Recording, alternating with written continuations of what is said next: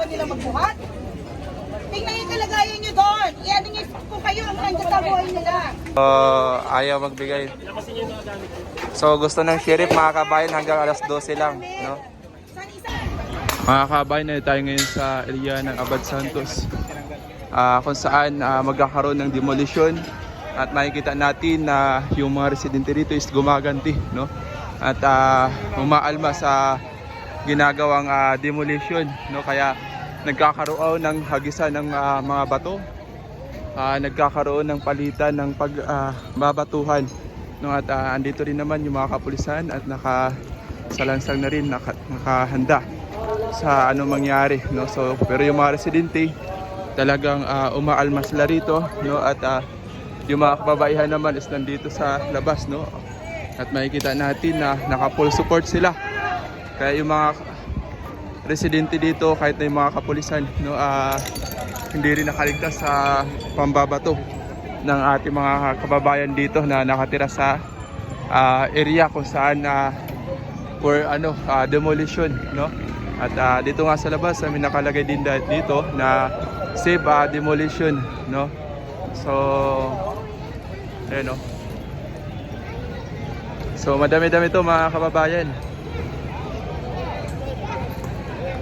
So nag-iipon pa ng mga buti yung ating mga kababayan na nandoon sa loob na lumalaban sa demolition team mga kababayan, no, para ma-penetrat, no, or mapahinto nila yung sasagawang demolition sa bahaging ito ng Abad Santos. So yun, kahit nga yung mga kapulisan, no, buti may mga dala silang mga kalasag, no, na protection, no. At nakita natin na nagkalat na rin dito sa labas, no. Nagkalat na rin din dito yung mga bubog, mga kabayan, kahit dito sa harapan natin, no, nagkalat din yung mga bubog. Alis naman. Bigyan mo lang ng Bigyan mo ng oras. Kahit Maayos, alis. kasi kukuha pa ng mga rental. Sir, bigyan mo. Sir, fully aware kayo dyan, sir. Bigyan nyo ng araw, feeling na silang umalis. Diba? Kung sa pamilya mo nangyari yan, Hanggang ganyan din sinabi sa barangay tayo. wait lang, pinag-unawa na. Sa last time yung ginawa nyo yun, bigay ka ng palugit. How many days? It's 2 days. Enough. Okay, wala lang tao. Nag-aaral. Sir, ma'am. Para yung Oh, diba? Bigyan nyo ng panahon. Sir, ang inaano ko lang po, panahon, bigyan ng panahon ng mga tao. Wala kang gagamitin yan. Kung yan sa pamilya nyo yan, ano mararamdaman nyo? Ako hindi ako nakatira dito. Pero andito ang magulang ko. Ang iniisip ko yung mga nagtandaan na dito, isang iglap, aalis. Paano nila malilipat ang gamit nila? Kaya ba nila magbuhat? Tingnan yung kalagayan nyo doon. Iyan nyo kung kayo ang nandiyan sa buhay nila. Ano mararamdaman nyo? So kinakausap ni ma'am yung sheriff mga kababayan. Ay, may pera ka na kay sheriff eh. Mahirap kasi mahirap. So tinutulungan na lang ng pulis na ilabas yung Trabaho nyo, naiintindihan namin kayo. Ano lang kayo, nakasupport lang kayo. Pero sana naman, tulungan nyo rin makaano yung tao dito. Kuyo. Nakita ako ng gusto. Yun lang, pakiusap, bigyan nyo sila ng panahon.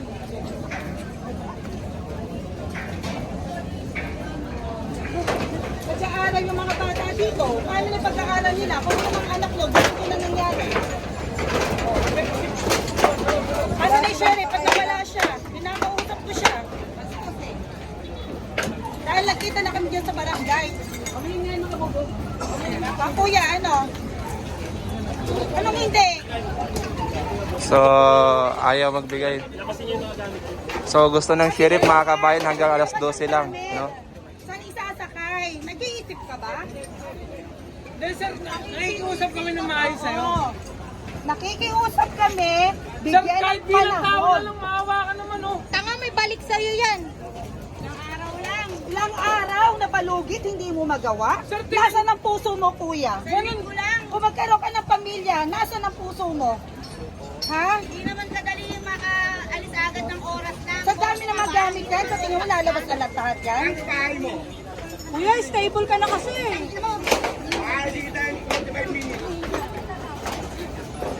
Hoy, kalma kayo. Kalma. Ano kuya, nasa na puso mo? Tinatanong kita may puso ka na. Nakikihingi kami ng panahon. Ito lang. Ilang araw. Hindi sir kayo. May awa kayo. Pwede nyo i-hold. Tatlong sheriff. Plaintiff po ang magbibigay niya. Hindi sir. Ito sir. Kayo may kontrolado dito. Tiyan ko lang po makakapigil niya. Hindi sila. May dadaan. Ano sir, girit natin. Nakikiusap kami, buong puso namin, buong buhay namin para sa pamilya na nakatira dito.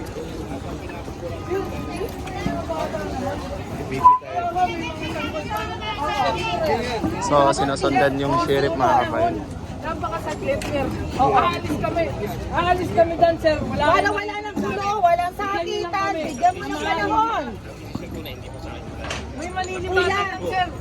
may rights ka. Isang tawag mo, nakikiusap ang mga tao dito, in 2 days, aalis Pinakausapan po namin kayo walang para gulo. maayos po. Kaya anong ginawa niyo? Nagpakakot pa kayo. Kuya, syempre, kung ikaw ang nasa katayuan, ikaw nakatira dyan, anong mararamdaman mo? Your protection, yourself, your family. Diba? Sir, alam mo naman kung ano yung nangyari dito. Nagkaroon ng sakitan. Oo. Anong Bakit? ginawa niyo? Hindi sir. Sino ba nag-initiate? Hindi kami kami. Kaya ako naman boss dito. para Makipag-usap sa inyo maayos. Matagal na po yung usapan yan. Kuya, yun na nga. Nakailang extension na po tayo. Nangyari na nga po. Oo. So alam na namin, automatic mangyayari na yan. Wala nang Alam pag-asa. niyo naman po pala. O, so Hindi, bigyan mo sila ng 2 days. Okay. O, malis na 2 days sir. Malinis na. Nailas na Wala yung po mga sa akin gamit. decision na. Hindi nga sir, kung may kakayanan ka na makontak kung sino yung nasa likod niyan. Kuya, po asan natin, ang puso mo? Kukontakin po Tanong natin. kita. Asan ang puso Huwag mo? mga wak. Hindi, Palaud-speaker po tanong ko niya. lang sa'yo. Asan ang puso mo? Sir, unting Asan ang konsiderasyon. pagkatao mo? Kung ikaw may anak na maliit na sanggol, Ano gagawin mo?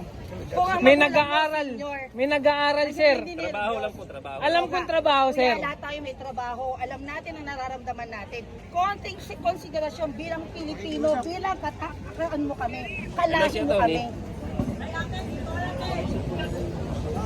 Kasi alam mo kung hindi kayo ang magmamanto ng pa-stopin yan, tutuloy-tuloy yan eh. Konting pag-stop lang ang hinihingi namin sa inyo. Kasi yung mga matanda magkakaroon ng trauma yan sir. Oh. Hindi nyo ba naiisip Kaya din nakita yun? yung magulang ko nanginginig na doon. Kaya ako lumabas para Hindi rin po ba makitulong naisip? sa'yo. Hindi, sir. Talaga sa inyo yan. Matagal na po kayo Ayun. pinapalis yan. Fully aware po kayo. Alam namin na it's At all sinantay niyo po kung right. mangyari. Kayo rin Okay, po it's a government na nagantay binili na ng mangyari fire po eh. private. Well, Wala I naman know that. dapat I po- know that. Wala naman po dapat na Overall. full. Yun na nga lang sir eh. Dapat na pwersa po. Yun na nga lang sir eh. Kung kukunin naman yan, Kung nakikita- willing naman kami umalis. Nasabi niyo na Bigyan- po kasi yan sa plaintiff. Kuya, Kaya Hindi sir. nakinig ka. Ayan, sir, may media. opo. May media. Nangangako kami, alis kami niyan, bigyan mo kami ng oras at panahon, Oras sir. sa panahon lang. Yun ang hinihingi lang. Sir, yun lang, sir. Oo. Iniisip, hindi na namin iniisip yung bahay. Iniisip na lang namin yung magulang namin. ay po, kukontakin ko po ang plaintiff. Sige, sir, pakiusap na lang. Madali naman yan, sir eh. Kasi po wala pong karapatan na ihinto yan. Sige, sir, kami mismo Hindi sa harap. mga TRO. Kami mismo harap, sir. Hello, attorney.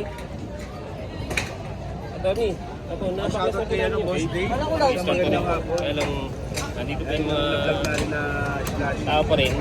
Nakikiusap pa rin po. Nakikiusap kami, sir. Yan ang araw. Sir, good afternoon. Nakikiusap lang kami, buong puso namin nakikiusap kami na willing umalis ang lahat ng tao dito, maitransfer Attorney, lahat ng gamit. Attorney, pwede pa yung pumunta rito, attorney. O, sir, baka pwede i-stop muna yun. Muna po, pahintuin niyo muna para Mga hindi residente po, mga bata, matanda. Kasi kawawa yung mga taong nakatira dyan, kuya. Residente po. Ayun lang, sir. Alam mo naman, alam ko. May puso ka rin, sir. Lang naman yan, ihinto yan eh. Puso puso, kuya. Para sa residente tao, po, mga kalahi bata, sa kalahi matanda po. tayo. Sir, may isang gulo. Kuya, ano yung mga gamit nga? Kaya nga po pinabigyan ko po kayo ng ultimatum. Oras, kuya, ang dami ng already 12 o'clock. Ano may lalabas? Ano pa magpapin natin? Kanina pa po tayo dito. Hindi ka sure paano sa amin. Kaya nga, sir, ngayon tayo Lagi po sa peligro yung mga tao. Hindi, sir, ngayon na tayo nag-uusap ng maayos. Gusto niya lumabas ako, diba? Kung nag-isina na nakakita ng isa na kami. Dapat kanina. May usapan nga, may tiya ako nga sa barangay. Eh, paano? TRO, labas nyo. Andun, sir. Kaya pa-stopin nyo muna habang di pa wala pa kayo. Barangay nga, sir. Pakita nga siya si Kapitan, pakita nyo.